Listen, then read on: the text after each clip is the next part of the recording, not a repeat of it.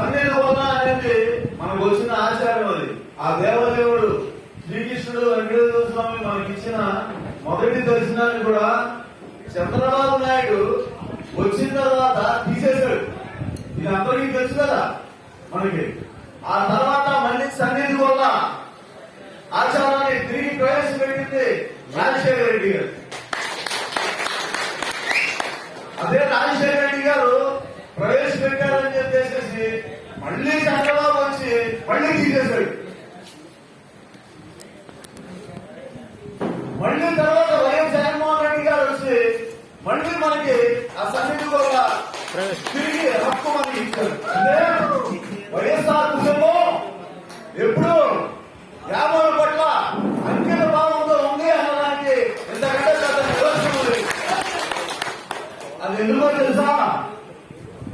ఎందుకో తెలుసా?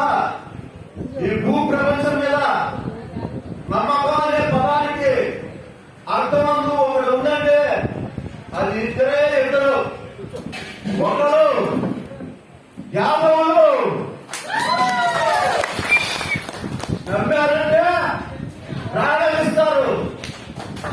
యాదవులు నమ్మారంటే మాట మీద నిలబడతారు. యాదవులు నమ్మారంటే ఎంత దూరంగా చేస్తారు. యాదవులు నమ్మారంటే దేనికైనా తగ్గిస్తారు. అది ఇకపోతే రెండో వ్యక్తి ఎవరా అంటే మన ముఖ్యమంత్రి వైఎస్ జగన్మోహన్ రెడ్డి గారు. ఎందుకంటే ప్రతి పార్టీ మేనిఫెస్టో ఇచ్చేసి ఆ మేనిఫెస్టోని తొలగి చేసిన ఘనత కూడా మన చంద్రబాబు నాయుడు ఉంది.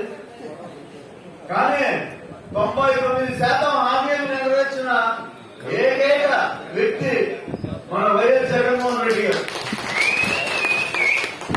చెప్పాడంటే చేస్తాడంటే, చెప్పాడంటే చేస్తాడంటే.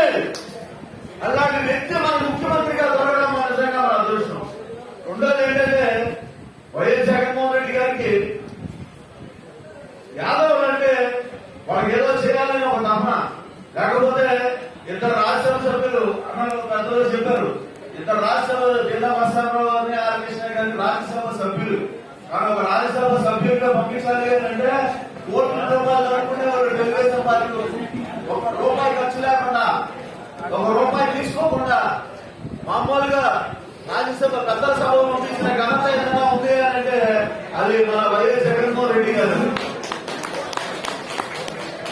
ఎమ్మెల్యేలు ఇచ్చారు, ఎమ్మెల్సీలు ఇచ్చారు, కార్పొరేషన్ చైర్మన్లు ఇచ్చారు, డైరెక్టర్లు ఇచ్చారు. మరి ఇక్కడే మనకి ఇప్పుడు మన ధర్మశ్రీ అని చెప్పినట్టు ఎంతమందికి మనకి పదవులు వచ్చింది. కానీ మనం ఇంకా జగన్మోహన్ రెడ్డి గారు వెంట ఉంటే ప్రతి ఒక్క యాదవులు ఖచ్చితంగా రాజకీయం కూడా ఎదుగుతారు, ఆర్థికం కూడా ఎదుగుతారు, మన కుటుంబాలు బాగుంటాయని చెప్పేసి ఈ సభలో నేను నమ్ముకున్నాను. ఎందుకంటే జగన్మోహన్ రెడ్డి గారు ఆయన చెప్పాడా చేస్తాడు, చెప్పాడంటే చేస్తాడంతే, చెప్పాడంటే చేస్తాడంతే, చెప్పాడంటే చేస్తాడంతే. మన యాదవులకి ఇప్పుడు మనం ఆయన పథకాలు తీసుకున్నట్టయితే మన పిల్లలందరూ స్కూల్కి వెళ్తున్నారా? ప్రతి ఒక్కరు. ఎందుకంటే మన ముందు తరాలందరూ మన స్కూల్కి పంపించేందుకు చాలా బాధపడే ఉన్నాం.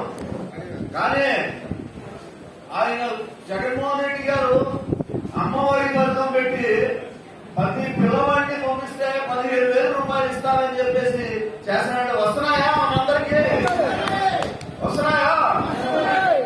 దాని ముఖ్య ఉద్దేశం ఏంటంటే అంతరంగా మనం లోపలిగా ఆలోచిస్తే విద్య దోచుకోలేనిది. ఇప్పుడు మనం ఒక విత్తనం వేసాం, ఒక విత్తనం వేస్తే ఆ చెట్టు రావడానికి సమయం పట్టింది, ఫలాలు రావడానికి సమయం పట్టింది. ఈ రోజు మన పిల్లవాడు స్కూల్కి వెళ్ళి చదువుకుంటే రేపు పొద్దున ఎదిగితే ఒక ఐఏఎస్ అవుతాడు, ఒక ఐపీఎస్ అవుతాడు, ఒక డాక్టర్ అవుతాడు, ఒక ఆఫీసర్ అవుతాడు. మనం ఏ రోజైతే మనం సర్వీసెస్ లో ఉంటామో, మన జాతి మొత్తం సర్వీసెస్ లో ఉంటుందో